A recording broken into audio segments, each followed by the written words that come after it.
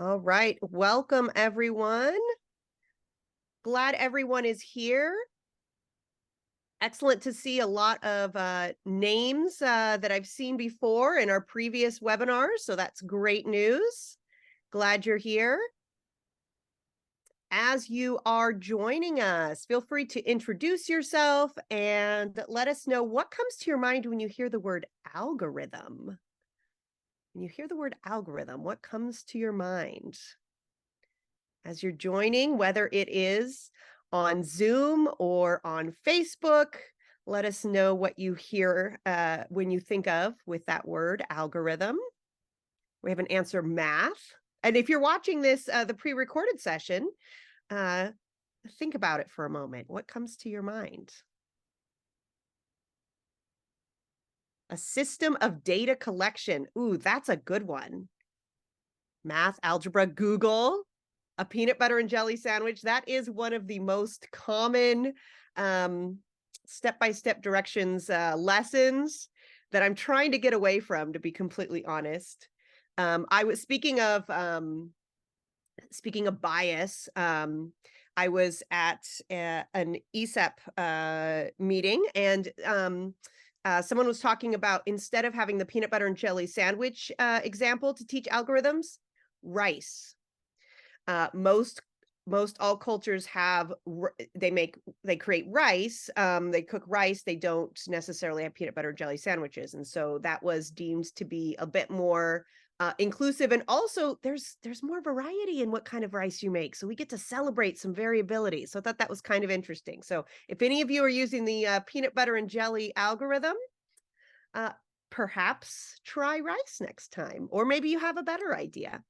A set of instructions for algorithms. Absolutely. Afrotech, they had a lovely tasting of rice from the African diaspora. All right. And play the game Free Rice. Oh, yes. Yes, yes, yes. If you're not familiar with Free Rice, that's pretty fun as well. I don't remember if it's freerice.com or but yeah, good stuff. Awesome. I love seeing all these names. freerice.com/home. Perfect. Rice and fish sauce. All right. Excellent. I learned to make rice from my one of my mom's best friend who is Armenian. So we have vermicelli in our rice. They like so that's how I make my rice pilaf. But all sorts of different ways to make rice, for sure. All right. Excellent. Well, thank you, everyone, for that great conversation that we started with there. I wanted to remind everyone that these webinars are based off of our CDE AI Guidance, which is available on our website. So please feel free to check that out. That is the outline, essentially, that allows us to bring in great speakers with actionable resources, so that you can learn a little bit more about what is simply text on a website, right? We want to make this a little bit more interactive and more actionable for you. So check that out if you haven't already. And by the way, all of these resources will be shared with you via email within the next couple of days. So if you didn't quite catch it, or if you might be on your phone, that is okay. Which reminds me, I'm trying to get into this habit.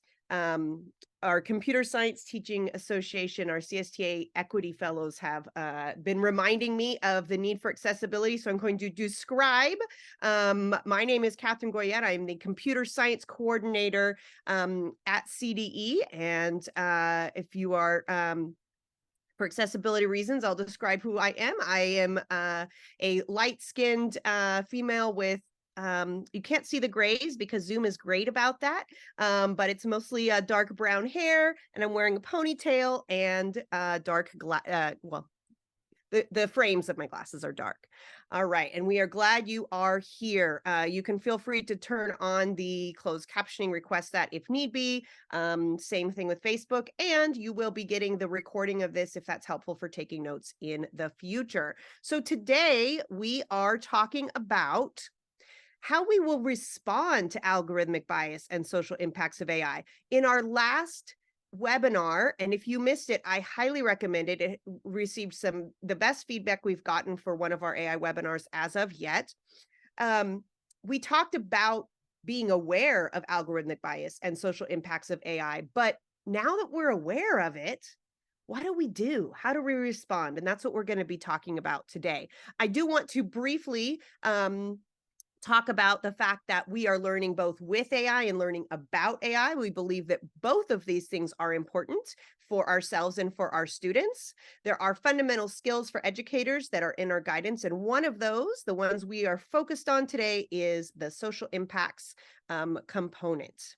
So I'd like to start with how AI is impacting us presently. Just really quickly want to kind of, before we have our speakers speak. If you were on the last webinar, you'll recall that I talked about how I am a child of the 1900s, late 1900s, of the 1980s and 90s. And so I used to read the actual newspaper. And while, yes, that was biased, as all news is inherently, I had a broad understanding of what was happening in the world and in my community. Now I get my news from Google, and Google is way too good at knowing that I love Disney.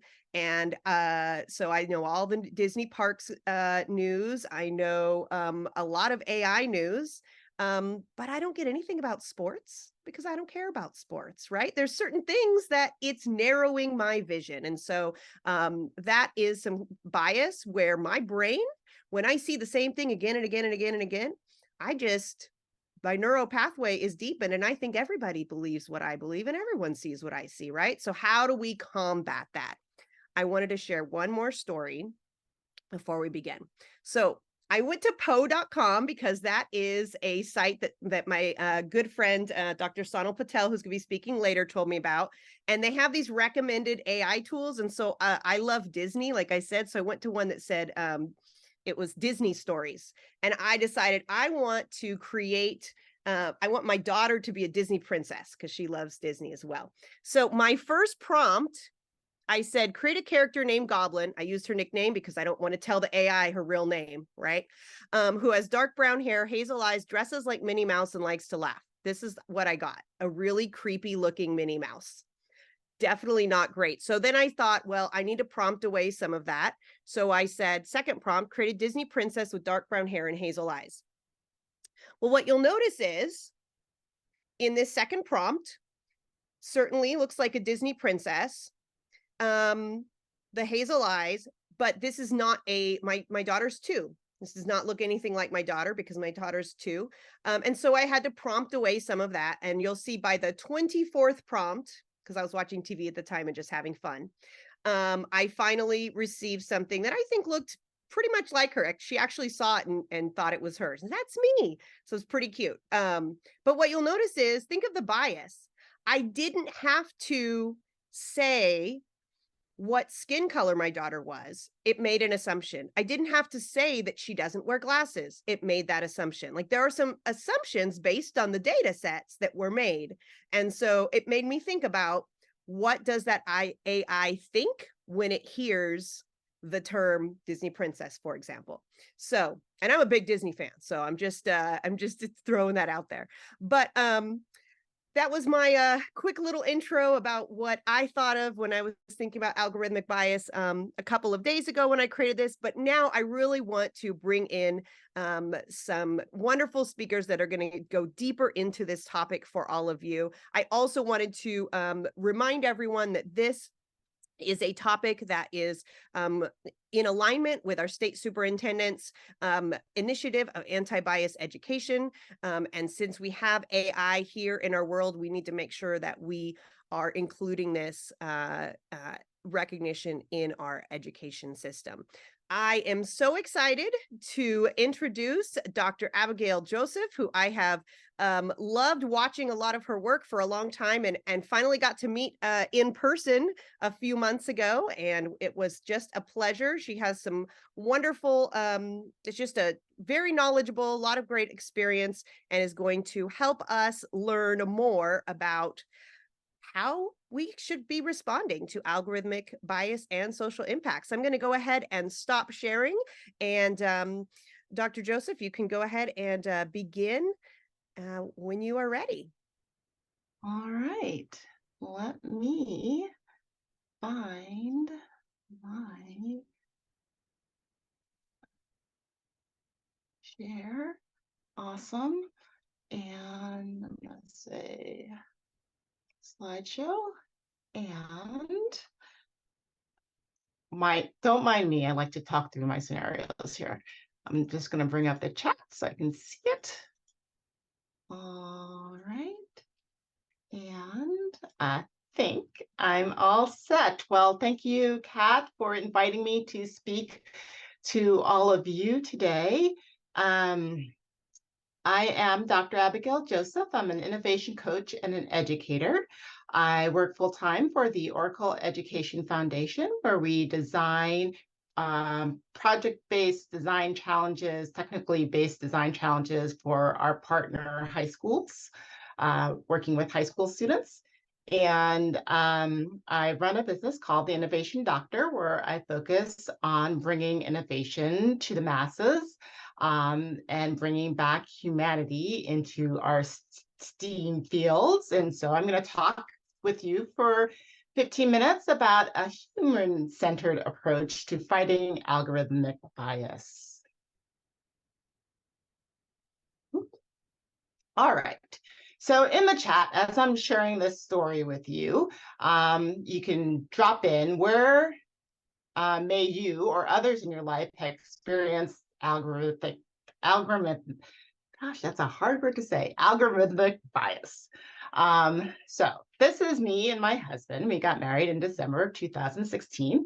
Obviously, there are lots of physical differences between us, and I'm going to follow Kat's suit and reverse a little bit and just describe who I am. I am a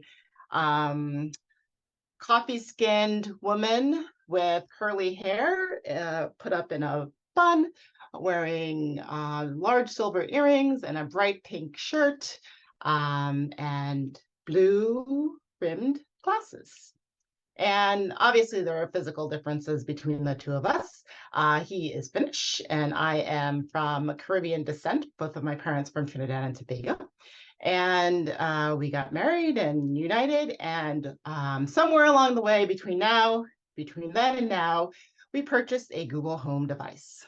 So every morning I get up way before him. He's a tech person and he's like, teacher hours, yuck.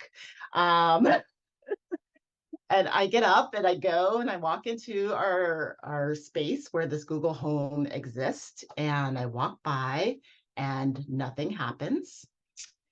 Maybe an hour or so later, he wakes up and he walks into the room, and all of a sudden, bling, the device wakes up. It's all like, hello, what's happening? And for me, nothing. And I figured out that the reason nothing happens when I walk by is that it doesn't notice me. I'm not in its periphery whatsoever because my skin tone is probably too dark for it to recognize that early in the morning. And so this is just to say that this algorithmic bias is everywhere, all around us. And for you and your students and your school community, it is something that we all want to be aware of. So if you have any stories of similar things that you've encountered, please drop them in the chat as we go forward in this conversation.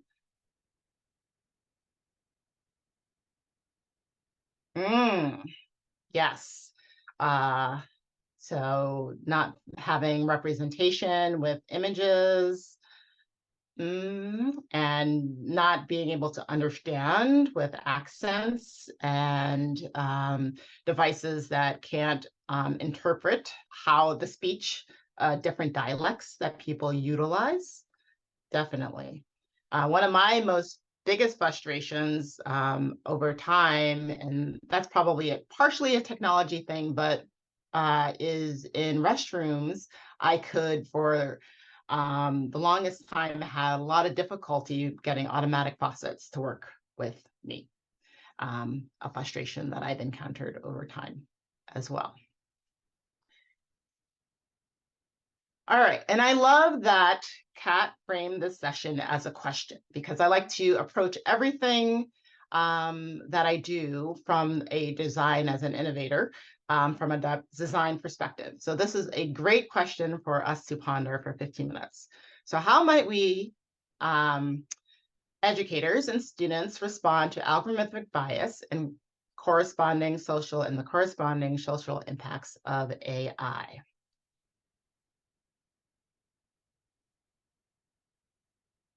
So we are going to take a design thinking approach. And if you are not familiar with design thinking is a human-centered approach to problem solving. And there are many frameworks from which people utilize design thinking.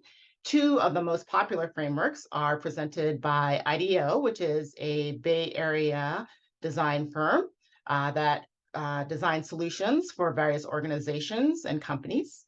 And then the one that I found most utilized in the education sector is the framework that the Stanford D School utilizes, which is the framework on the right.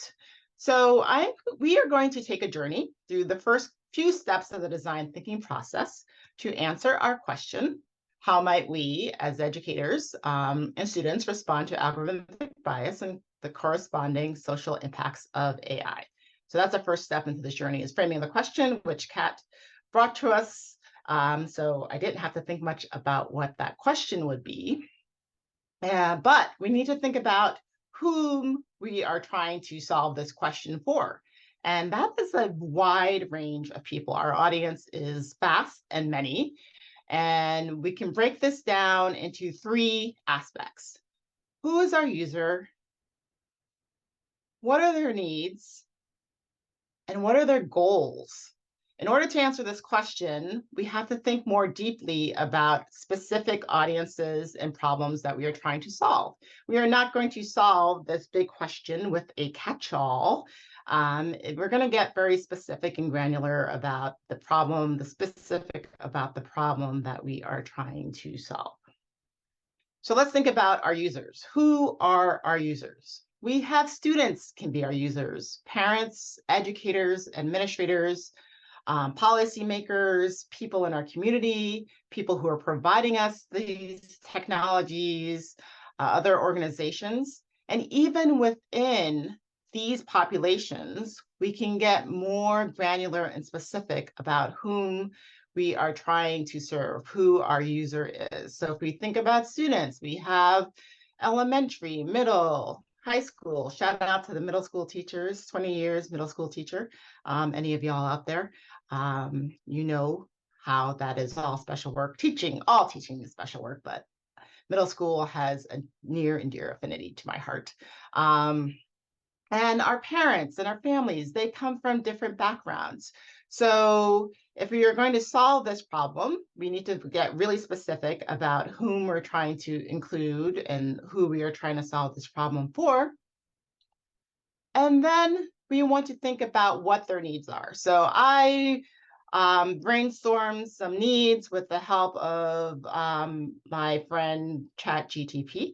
To think about, like, what are the needs of our educational institutions when it comes to addressing algorithmic bias and the social impacts of AI.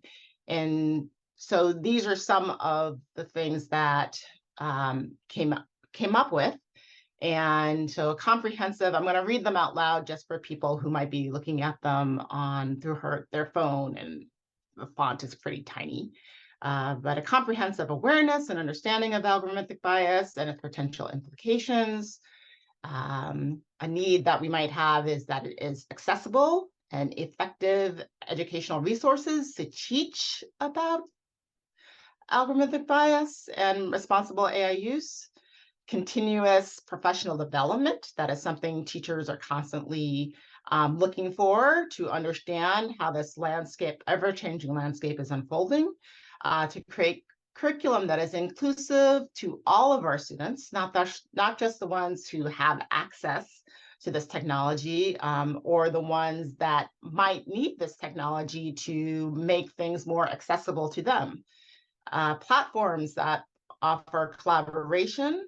We need clear ethical guidelines and policies, like the ones that the CDE have put forth around this. We want to be empowered to understand and navigate these digital spaces that are constantly changing. We want to have we need feedback mechanisms, right? We want to try something and know that if that didn't work, we can come back and try it again in a different way, and to be able to access ongoing research and research in this area and field that is ever changing. So, and there are probably many, many more that we can include in this list. So if you have a need, a specific need around this that you're thinking about, go ahead and drop that in the chat. It's really important that we broaden this landscape of what we need to respond to that question. And next, we want to think about our goals. Like when it comes to addressing and responding to algorithmic bias, what are our goals? So some things that we might be trying to achieve, right, are creating inclusive learning environments where diverse perspectives are acknowledged and respected, and we can call out when a perspective is missing or not present in the room, or building educational environments that encourage critical thinking. And we want to develop communities where people don't feel afraid to question, right?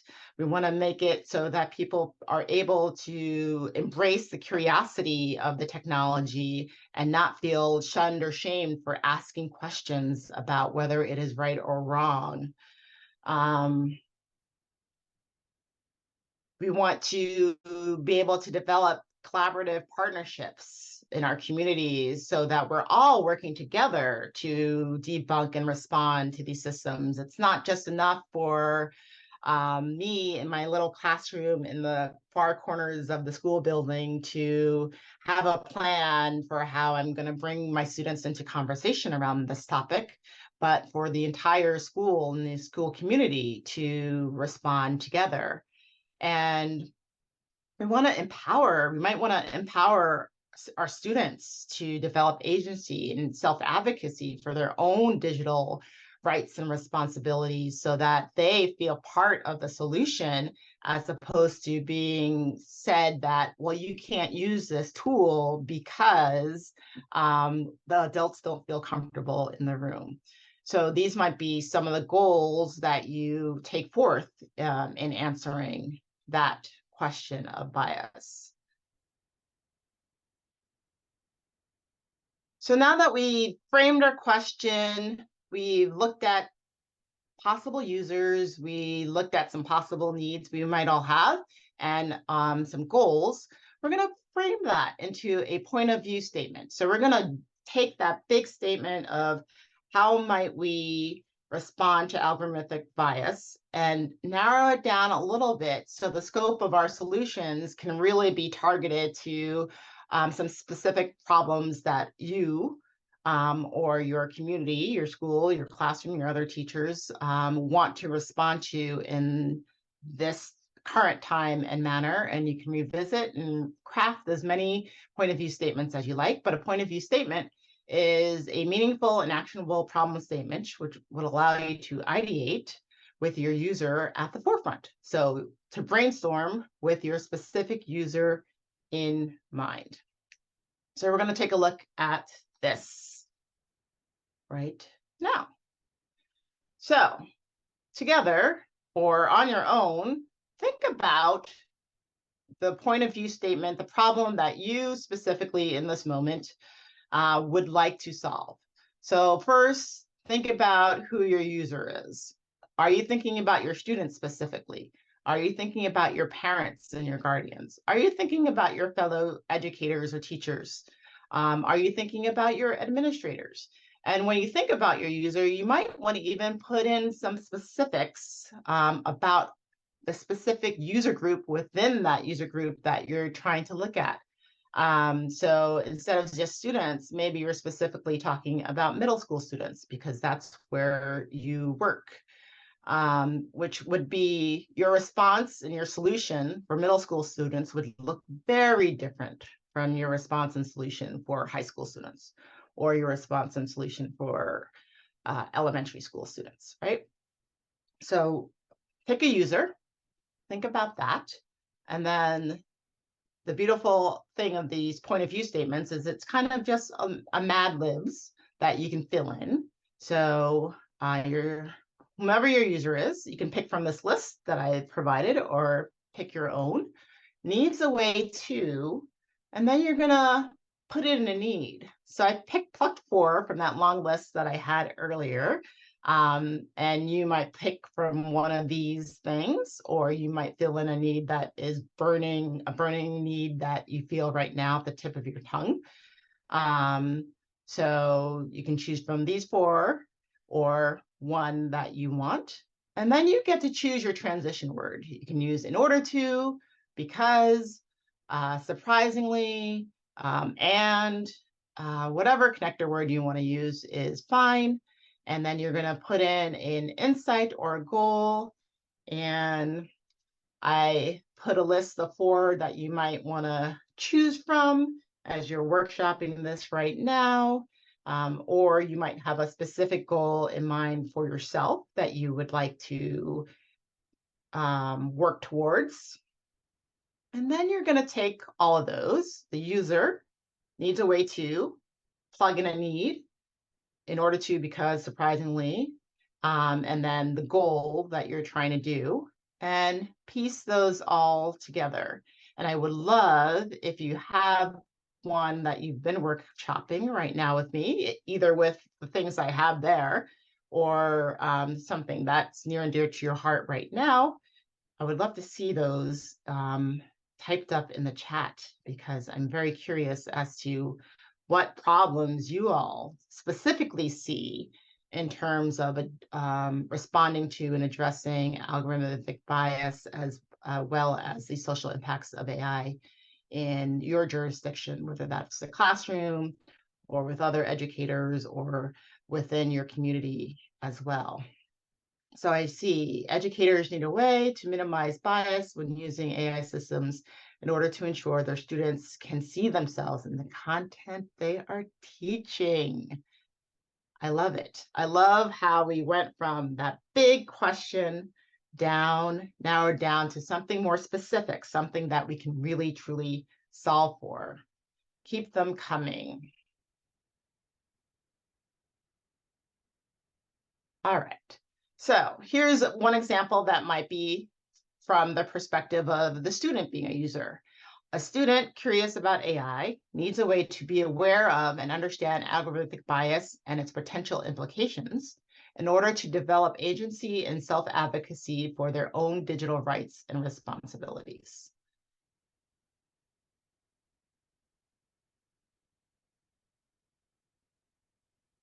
Another example. What happened to my educator one? I keep going too fast. All right.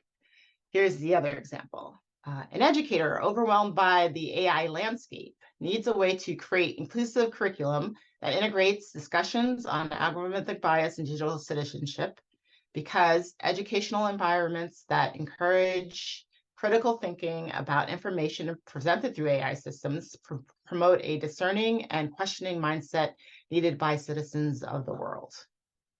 So there's another potential frame for looking at how you can respond to algorithmic bias. All right. So the next step in this process would be to ideate on your problem statement. So if we take this one about the student who is curious about AI, we would try to generate a diverse range of ideas to address this point of view statement. So something we could focus on is educator prompting, how they are prompting AIs to help them develop an awareness in the classroom so that they can help their students better use the tool. We can talk about learner variability. How might we talk about how different learners can access this technology, or how we need to respond to this technology to help various learners in our classrooms. And lastly, we could talk about how might we develop and implement a plan for AI literacy to address these potential issues. And with that, Dr. Patel is going to actually dive more deeper into the solution part of responding to our more directed point of view statements. So before I pass it over to her, I want to say thank you for your time. And I created a guide for navigating algorithm bias, a checklist for responsible AI in learning environments. It also has accompanied with it the design thinking framework and how you might utilize that to respond to this question that we're talking about today. So thank you very much. And I'm going to look at those point of views that you're throwing in the chat as we switch over to Dr. Patel. So Thank you, you. Dr. Joseph. That was great. I find that user perspective and design thinking frame, my mind went to that may be helpful in helping districts and educators think of ethical use policies. Because because really our ethical use policies need to address algorithmic bias as well, right? So that might be a great way to get people to kind of come up with some ideas, even the students themselves. I love that. That's great. Yes. So I am now pleased to introduce Dr. Sonal Patel, who is going to go a bit deeper into this topic. And so Sonal is I've heard her, well, I've not just heard her speak, but I've been able to collaborate with her many times over the past few years, and really appreciate her insight and inclusive, equitable mindset. And so, and she's from San Bernardino County Superintendents of Schools. So I decided not to share just one slide, share screen for one slide. So I was like, kind of, it was a little tricky there. But yes, so Sonal, go ahead and take it away. Thank you so much, Kat. Thank you, Dr. Joseph. That was perfect. I was actually going to say, I have a solution to one of your problems. As educators, how do we address algorithmic bias? And that is my question that I'm going to be talking through today. I was actually going to respond to one of the questions in there, but I know Dr. Joseph will do an amazing job doing that. If not, we are sticking around for questions at the end. But really, please do add your questions into the chat because there will be time. Yes, I promise you there will be time. So I decided to use an AI platform called Gamma. Has anyone used that yet? Yeah. I'm liking it, but I will tell you what I'm discovering is it doesn't reduce the amount of time that you are taking to create a presentation. I had to work quite a bit with it and, to come up with my designs, to prompt it in the way that I wanted to create these slides and the content for it. And so that was lovely and useful. And I really like the design layouts on there. We did still have to work. The human was definitely very much needed. Drawing back to the guidance that CDE provided, and that human is very much going to be needed, not just for the caring element, but for the critical insights that you as humans are able to bring into this space. So yeah, Kat already introduced me. I'm out from San Bernardino County Superintendent of Schools. I'm a program manager for digital learning and computer science. And our department has been charged with expanding learning about AI for administrators and educators and everybody that wants to hear. And so as I was thinking about this for you all and for my respective setting, I decided to focus in and hone in the little time that we have on two areas. One is coming up with talking to you and sharing with you an AI bias detection protocol that I came up with ChatGPT, right? Yes, I promise I did, but I did work with it in order to ensure that the content that I was getting from my output was exactly what I wanted to share with you all today. And then I want to discuss AI literacy, and in particular, a tool that you may or may not be aware of that I am very much a fan of. I really like this tool. It's from Common Sense Media, so I'll not the tool, but the actual site that has some teacher resources. So I'll be sharing that with you.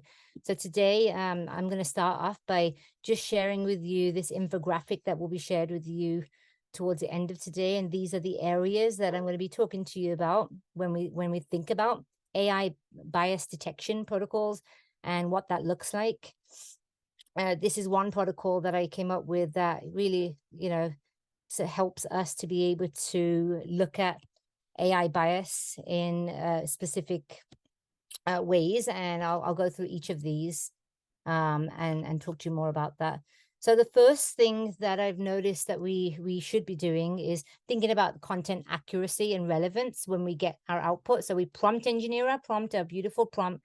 I like to use a protocol by Fitzpatrick and multiple other authors that wrote AI in the Classroom. So you give a prompt, you give it your role, right? What position are you in? What role are you trying to get this response from? And then what explicit instructions do you have for that prompt, and what parameters are you setting? It's called the PrEP protocol, and I'm really a big fan of it. But when I do that, I do in my explicit instruction part provide the instructions that I wanted to use for the output, including the frameworks, the various frameworks. Dr. Joseph talked about learner variability. That's something I will, I'll ensure that I include in my PrEP protocol. And then if it doesn't yield the output based on my own knowledge of the UDL framework and all that it represents with learner variability, then I know that AI platform perhaps isn't the best one for me, right? So that is something that we need to be thinking about. What are the what is the appropriateness for the intended learning outcomes? What are you expecting to get? And how much absence is there? How much misinformation is there and unsupported claims when you get that output? Right? We want to think really critically about the relevancy of what you're getting through these AI platforms. And then I wanted to talk to you a little bit about, because I feel like this first one really connects well to every other section of that protocol that I put out there. And so this was one I wanted to share with you about. Kat shared with you an image generator that didn't perhaps give her the correct image to begin with, but she kept prompting away to get the image that she wanted. Well, my daughter did this recently where she went to Padlet. Padlet has this I can't draw tool. Just nod if you know what I'm talking about. If you have your videos on. Ellen, thank you. I feel like someone's here. So that I can't draw tool generates an AI generated image, right? So it will generate an image based on the prompt that you provide. And so my daughter herself wanted to create an Indian Barbie, right? An Indian Barbie doll, because, these 13-year-olds, my daughter's 13, they're really into Barbie dolls right now. And she was like, how cool would it be to generate an image that looked like me? And then she got this particular image, and she wasn't satisfied because this particular image didn't really look like her. She doesn't have hair as long as this. And she also isn't as skinny as this Barbie doll. And she recognized that part from the beginning. So she prompted away, and she was like, Barbie, non-skinny, Barbie, medium build. She tried several different prompts, and it did not yield the response that she wanted for that particular prompt, right? So we want to be thinking about, the algorithms that are used to program a lot of these AI education tools and AI platforms. And though they may, I'm very sure that Padlet is probably continuing to evolve when it comes to the algorithms that are currently programmed.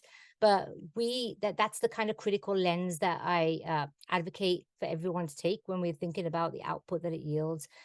She didn't get it from Padlet, but she got it from another AI generated tool. ChatGPT-4 did an amazing job of creating the perfect Indian Barbie that she wanted. So that was really nice. But I think as educators, we want to think about giving them multiple different platforms. And then what's this last part that I put? I have everyone's faces up because I do like to have you there.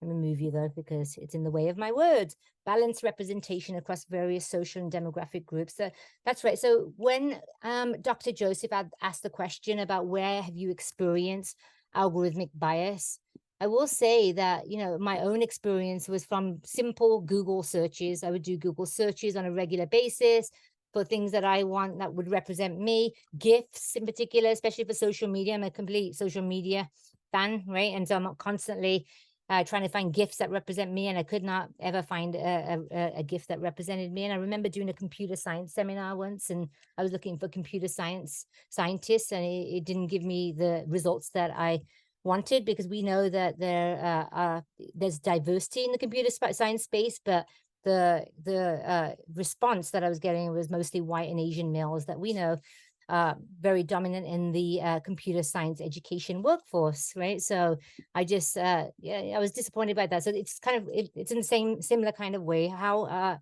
these algorithms representing the social and demographic groups. And then I do want to share this, because the image on the left was Padlet generated, and I put Indian boy wearing Indian attire. And it gave me, oh, and I put the colors of the outfit because I was trying to get as close to the color that he was wearing in this picture. And this is the image that it generated, and it looks really like my son. This is my family on the right hand side. We just celebrated Diwali. Happy Diwali to anybody that is celebrating over the last few days, and today. So there's my son, and there's the picture. Not bad. I didn't think it did a really bad job, and it was my first prompt, so I was very happy about that particular image. So it does work for you many times, but you know, this is kind of, you know, for us, we just need to be thinking about using, you know, really thinking critically about whether these algorithms are giving us the output that we are wanting. And you'll never, somebody put in the chat, and I wonder what Dr. Joseph's advice was. I'd love to hear your advice, Dr. Joseph, about can we get rid of algorithmic bias, right? I just feel like that is such a tough question to remove it. What do you think about that, Dr. Joseph, right from the get-go? I said that it is a worthy challenge, but because humans are involved, there's no way that we would ever get rid of it completely. Exactly. There's biases in our everyday life all the time, right? So it is very tricky, but I think what we could do, you know, is continue to be aware of what our outputs are generating on a regular basis. And this is another example of where we might see algorithmic bias in language and tone of and when I say output, I'm talking about when you plug something in, for example, into ChatGPT, that's your input. Whatever you get as your response is your output, right? So this was some output that I got from ChatGPT. And I'm trying to remember what my prompt was, but it said, in discussing climate change, it's evident that these so-called scientific concerns are often exaggerated by people who don't understand the real economy. Moreover, many of these activists are just alarmists seeking attention. So that was output that I got from a prompt that I'd provided. What do you think might be a problem with that? Oh, I know what the prompt was. I asked it to give me a non-example of algorithm. What was the non-example? I completely forgot. Non-example of something, but it gave me this. It is definitely a non-example. What do you think are some of the problems with this response?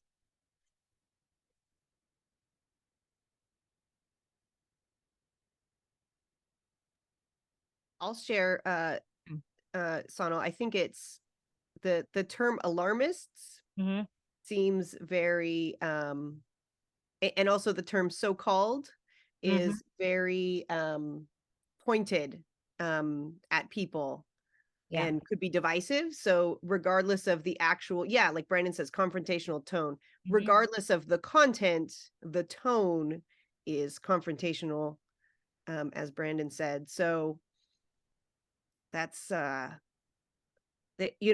AI system doesn't have a moral compass, right? So it doesn't, like, we're often polite. Thank you for that response, ChatGPT. That was great. But yeah.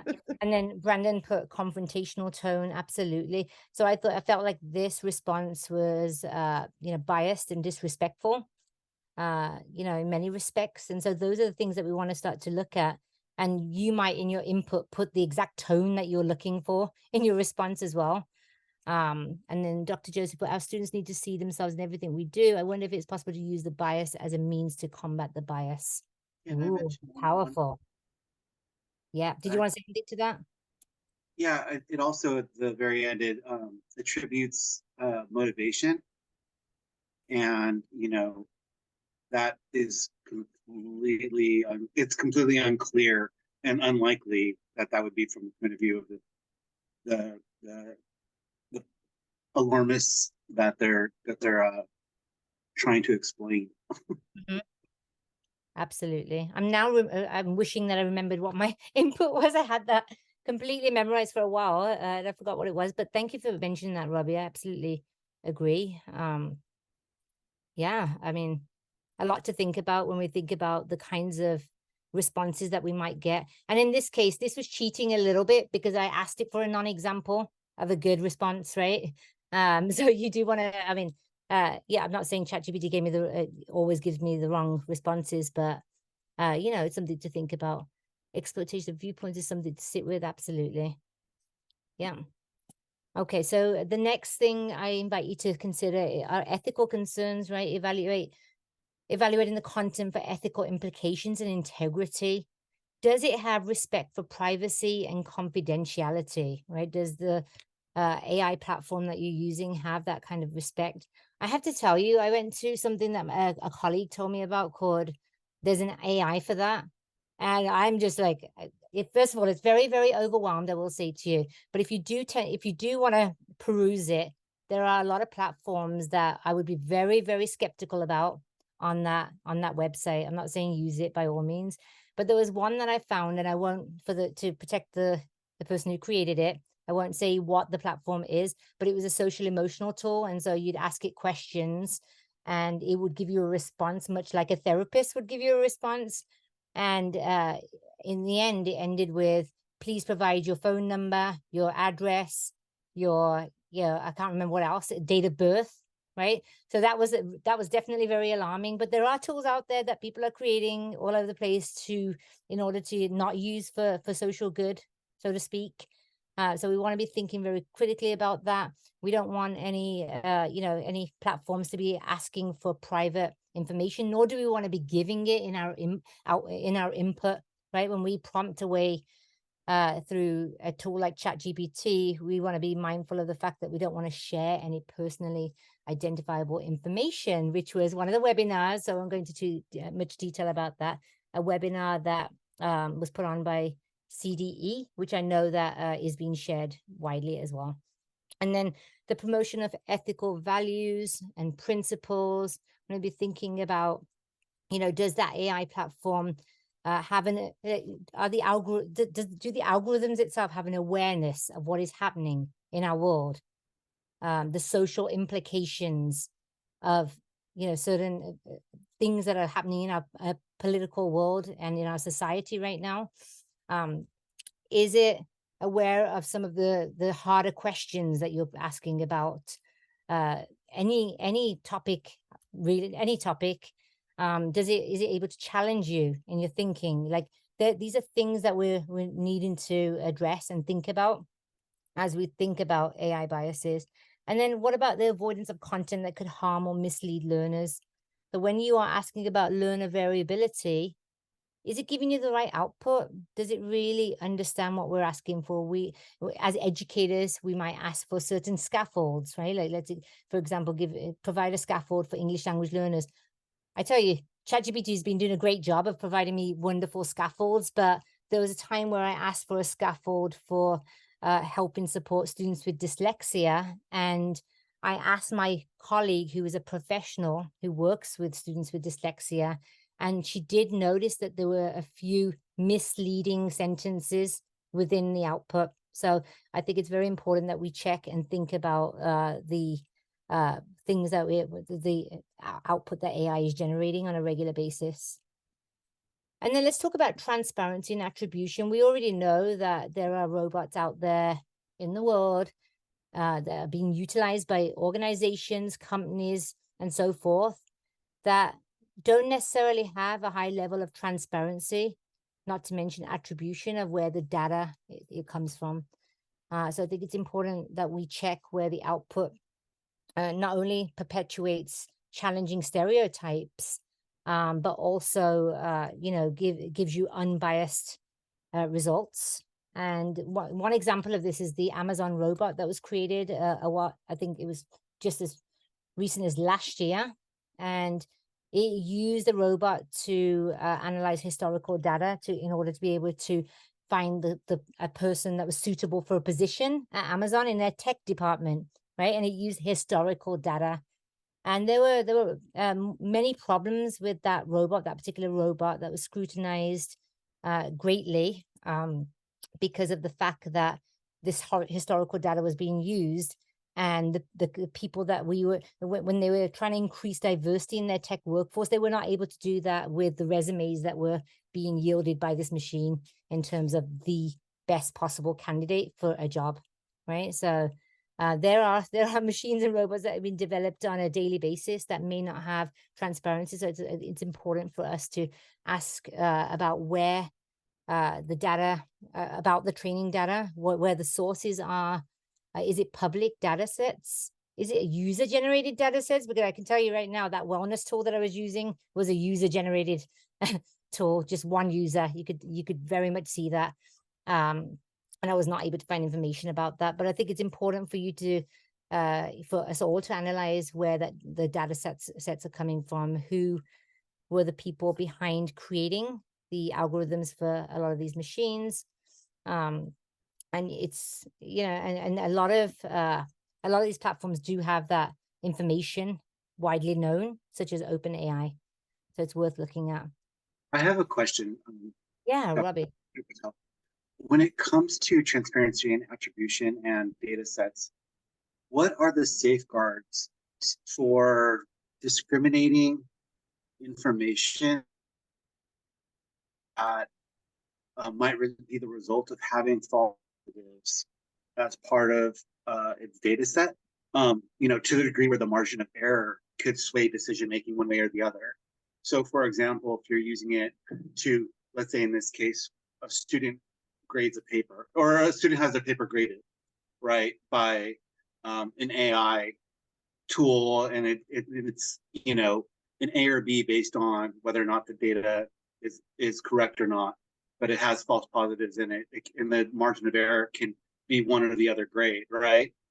And then even scale that out, you know, to, you know, other larger world, you know, problems that rely on, you know, accurate data for attribution, and the margin of error could be like life-threatening, you know, whether or not, let's say, crime is going to occur more in this neighborhood, and so we're going to put a larger police force there, and then that results in indiscriminate, you know, kind of a rounding up of people, or let's say stop and frisk policies and things like that.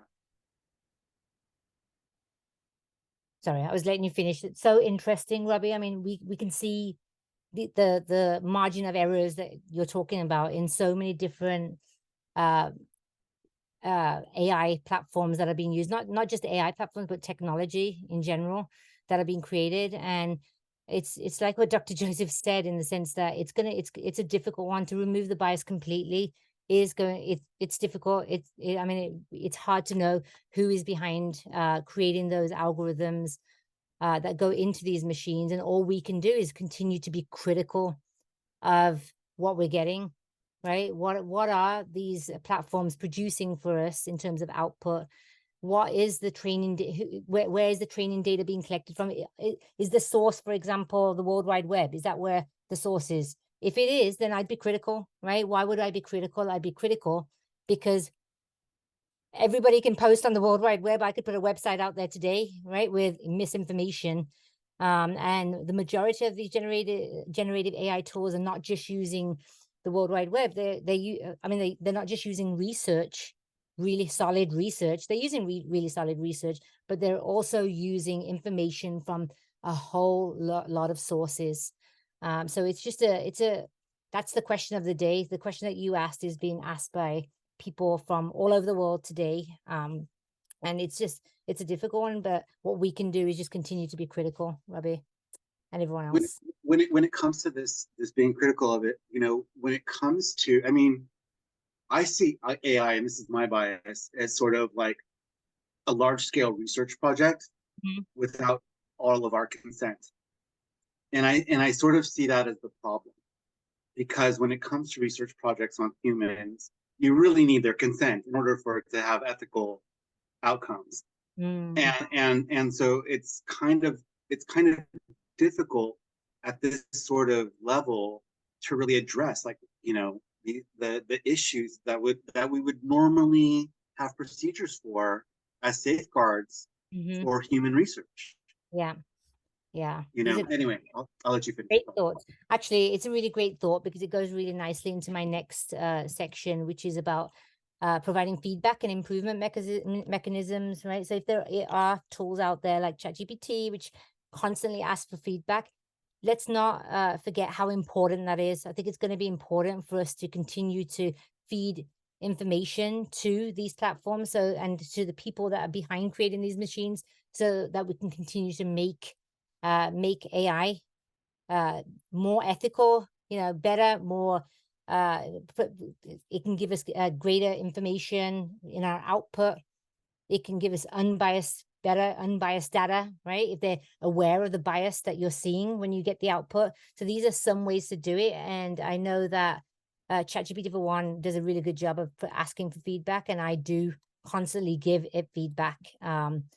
And then, of course, this leads into, what Robbie was talking about right now. We need to start that conversation today. We need to start this with our students. We need to start talking about we need to start talking about AI literacy, which is why I'm promoting AI literacy with Common Sense Media, because I am just so impressed. I saw Sue the other day, and I'm just really, Sue Thoughts from Common Sense Media, those of you that know her, I'm really impressed that they've come out with an AI literacy curriculum for educators to use that address each of these topics here. And I think it's important today that we start talking to students. The curriculum is for 6th through 12th grade students for right now. So I urge you to check it out. This is it, actually. I've got it up here. AI literacy lessons for grades 6 through 12. It's got slide decks. It has videos. It has all sorts of wonderful information. And I was just thoroughly impressed with what's been produced in such a short amount of time. And I urge you to look through that. So that was something I definitely wanted to share with you before I end today. And then I just want to thank you. I mean, I could have conversations like the one I just had. Thank you for being so brave to unmute, Robbie, as well. I could have those kinds of conversations all day. We get technical, we get into research. If you want to continue the conversation, please do reach out. Please also follow us on Twitter. We're continuing to put relevant AI information out there as we get hold of it and as we create them. Thank you, Kat. So thank you so much for inviting me to this webinar. I do have on the slide deck that you're going to be sharing out a link to this protocol, a one-pager protocol for people to use. Thank you. Thank you so much, Sonal, and thank you for the conversations. This is really what it's all about. We need to have these conversations with our students. And I really appreciate the questions that what you were talking about, Sonal, brought out, because it's making us wonder, how does this all work? Mm-hmm. And was it even ethical how it all came about? And where did the data come from? And was there consent, or was it just, I just checked a box? Like, I mean, I know I'm guilty of that, right? Not really reading the terms of use as I should, right? And so these are all things that we definitely want to have conversations about. So thank you for that. And that actually is a great segue into what our very next webinar that's going to be on December 5th is going to be about demystifying AI and looking under the hood, because it's very important that we and our students understand how AI makes its decisions, because then we start to have a better understanding of, oh, I'm going to be critical because I don't even know where that came from, or maybe I do know where it came from and I don't trust it. And so that's a great segue. I also wanted to point out real quickly, because you were talking about this AI literacy lessons for 612. I worked with I was at a STEM conference for girls last weekend. I was working with 4th and 5th graders that they didn't understand the difference between searching for something on Google and generative AI. Like, they didn't understand. And that was fascinating to me, because of all of us, this is like, wow, this is amazing. This is brand new. They were saying, search, I was having ChatGPT write a story, search for a story about this. And then I was having it generate an image, search for an image about that. It was really fascinating. So that just illustrates the fact that we have got to get AI literacy out there for our students. I want to thank Dr. Joseph and Dr. Patel so much. I am going to, what I'll do is, if Dr. Patel and Dr. Joseph are willing to stay a couple minutes, we can stay for a couple more questions. Awesome. Before we do that, though, for those that do want to head out, I just want to let you know what's coming to support you. So I talked a bit about our next webinar. You will be getting an email with links to the CDE AI resources. It's going to be a link to this presentation, any resources that were mentioned here, and a feedback form, and you'll get a recording link once that is released as well. Sonal's information will be there, as well as Abigail's, and all of this information will be sent to you, including how to connect with us on the listserv. I want to thank everyone for what you do, and if you would like to sign off, please feel free to do so. But I believe there was another question, so we can go ahead and continue the conversation. I again can talk about this, or I also can talk about this for a little bit. I have a lot of questions. But since I have a few doctors here, I'm going to go ahead and ask an interesting kind of question here.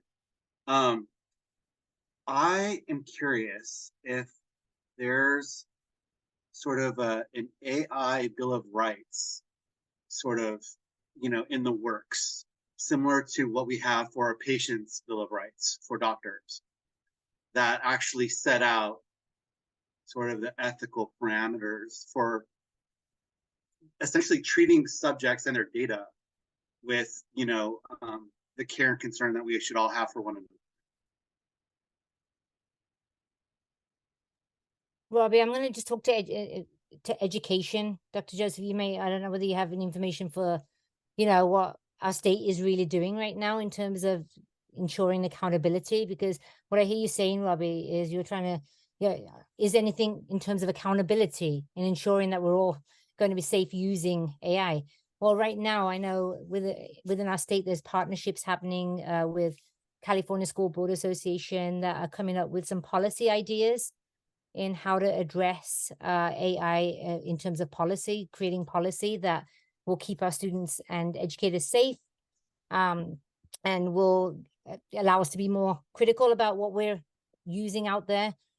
I can tell you that's in the works, and we do constantly advocate. In our previous webinars, I've talked about how policies need to be put in place by educational organizations, so that we're thinking about following certain protocols. I mean, it could be this protocol, it could be another protocol, but those things are going to be very important. But nationally, I know, from my point of view, there is a lot of talk and chatter happening from all the way from the White House, Dr. Joseph just put here, to, the Digital Promise Initiative that you could check out, the resources that are there.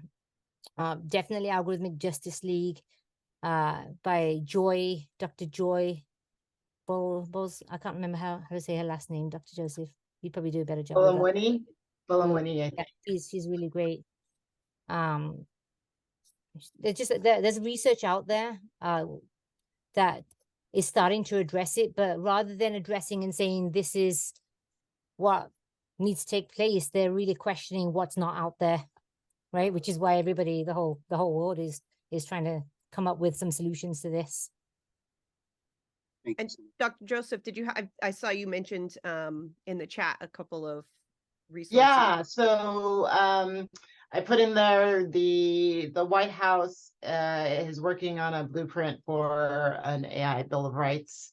And the second one is a link to Digital Promise, is actually working with, they have a committee task force of people in the education community working on a Bill of Rights, an AI Bill of Rights for education, as similar to following this kind of blueprint that the White House is working on. So those are two things that I know of where people are really trying to think about, all right, push the brakes, let's figure out what we, the people, humans, need in this scenario, because that's the piece that often with technology is not thought about as it is put out there, as we've seen, and to Sonal's testament of whatever that site is, there is an AI for that. It's just being put out there willy-nilly, and no one is thinking about its implications or repercussions. And I think often these things land on us as educators to pick up the pieces, right? and figure out how to make it so that our students are can navigate this world that has just been kind of shoved in their face without them even realizing that it is shoved in their face. To speak to Kat's story about the students not recognizing that they're using generative AI versus just doing a Google search. Mm-hmm. Thank you for sharing that, Dr. Joseph. And the reason I asked that partially is because I think a lot of the coverage when it comes to, you know, how we receive information about what AI can do, often it's brought up in these really contentious scenarios where it's about commodification and producers and consumers and intellectual property. And, you know, we get celebrities' voices copied and that sort of concern, when it's really like the human endeavor, you know, that we need to protect. And so we're kind of sidelined by these other like profit driven kind of concerns when it's really like, you know, ourselves that we should be concerned about. So I really appreciate you bringing up the AI Bill of Rights. Thank you for staying on for a few minutes for that, to answer those questions, and really appreciate that, that this was all brought back to the human experience, similar to what Dr. Joseph talked about with starting with the needs of the end user. AI is here for humans, and we need to maintain control of it as much as we can. So, and we definitely want our kids to be educated in that as well. So I want to thank everyone again for being here. We hope to see you in December. Have a wonderful holiday season if you celebrate, and take some time for yourself. And we appreciate all that you do.